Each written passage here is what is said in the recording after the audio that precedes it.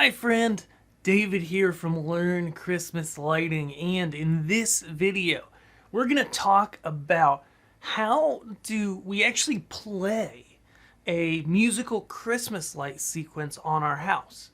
And so this is part of my basics of how to sync music to Christmas lights playlist. I just totally butchered that title, but you can find that whole playlist here if you haven't watched the previous videos. Because they're really going to give you a really good view of how this stuff works, give you a really broad overview, and in this video, we're going to go a little bit deeper on the specifics of okay, how do I press play from what I've built in X-Lights or Vixen and get that to happen on Christmas lights? The very first thing that you need to do is, of course, make a sequence that is mapped to your display. Now, we covered that in the last video of this playlist, and I'll have this here. Throughout that sequencing process, we assigned animations to our lights and tested it on our screen. Now, when you're testing it, you can view it on the screen on the visualizer, and you can also enable output to your lights. For this example, I'm going to assume you have not enabled any output to your lights and you were purely in the box of that virtual realm. All you did was you brought in all your props to X-Lights, you went ahead, you sequenced stuff in there, you press save, it could be Vixen as well, and now you're ready to see it happen on your display. So what happens next? The next thing you need to do, there's a couple things that are really important. One, you got to build all your props, of course. You got to build them, put them out in the yard or wherever, or in a testing spot like your garage. And you've got to decide what props go on what controllers, okay? This is really key. And with this, there's a lot of ways to slice the cake, as I like to say. You can do one prop per controller output, multiple props. There are a billion schools of thought onto this, and I'm not going to go into super detail on right now. I'm personally a 2 to 3 prop per output guy. I like to get more than one because it's good bang for my buck, but I don't like to stretch out super long lines of pixels because if I have an issue, then less gets knocked out of my show. Okay?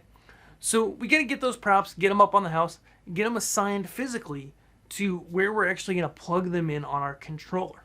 Okay? Then you've got to go ahead, test things, make sure your controller is working correct.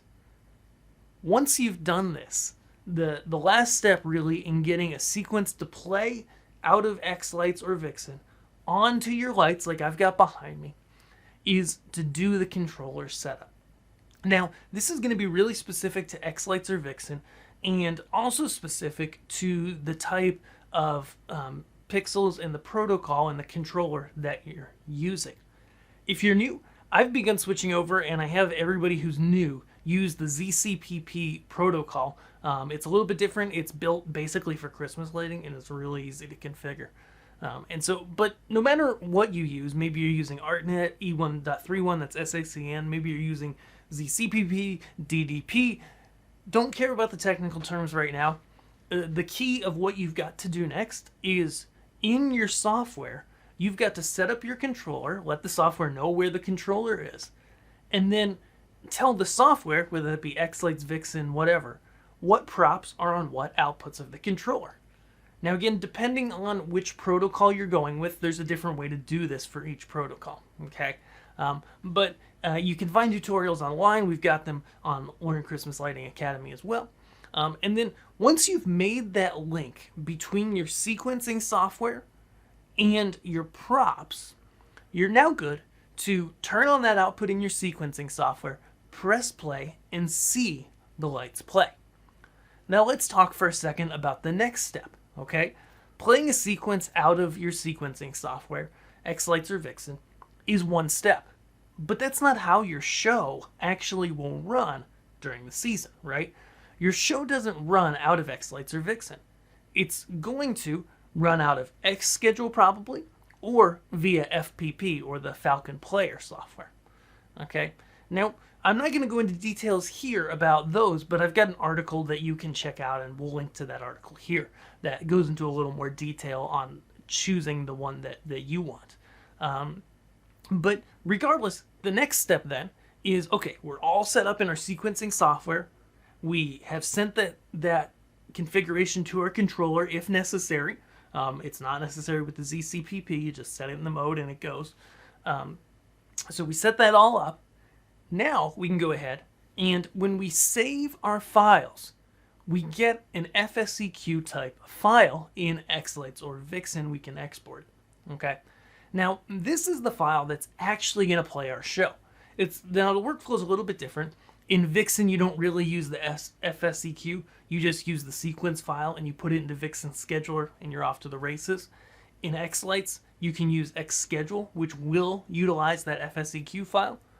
Or if you're using an FPP, a Raspberry Pi or BeagleBone type computer, you'll bring those files into the software for FPP. And if you're using Xlights, there's an uploader for that. So if you're new to this, I know that this can be confusing. It can seem like a lot, right? I know it was when I first figured it out. And I just threw a bunch of stuff at you.